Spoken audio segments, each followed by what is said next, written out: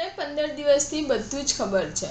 કરણસિંહ ચાવડાએ કહ્યું, રૂપાલાની માફીમાં અહમ હતો। જો ફોર્મ ભરશે તો ઓપરેશન રૂપાલા જેવું તમામ 26 બેઠક પર થશે। લોકસભાની ચૂંટણીમાં રાજ્યમાં સૌથી ચર્ચાસ્પદ મુદ્દા એવા પુરુષોત્તમ રૂપાલાની લોકસભાની ટિકિટ પરત ખેંચવાની ક્ષત્રિય સમાજની માંગને લઈને ઠેર ઠેર વિરોધ અને કાર્યક્રમ કરવામાં આવી રહ્યા છે।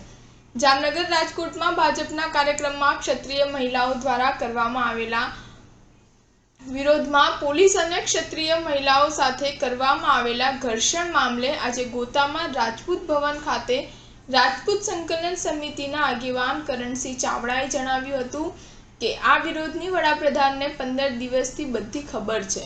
રૂપાલાની માફીમાં અહમ હતો। જો આજે ફોર્મ ભરશે તો ઓપરેશન રૂપાલા જેવું તમામ 26 બેઠક પર થશે।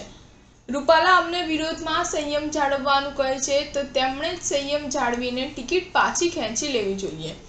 ગોતા ખાતે મળેલી સંકલન સમિતિમાં કરણસિંહ ચાવડાએ કહ્યું હતું કે રાજકોટમાં વોર્ડ નંબર 6માં અમારા સમાજની બહેનો બેઠી હતી અને જે વિરોધ કરવામાં આવ્યા હતા તેમની સાથે ઝપાઝપી કરવામાં આવી હતી।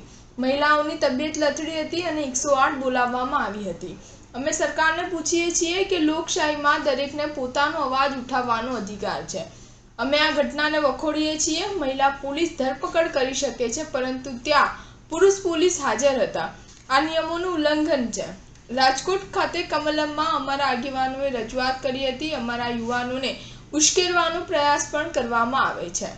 સ્ટાર ન્યૂઝ 7 હંમેશા સચ્ચાઈની સાથે।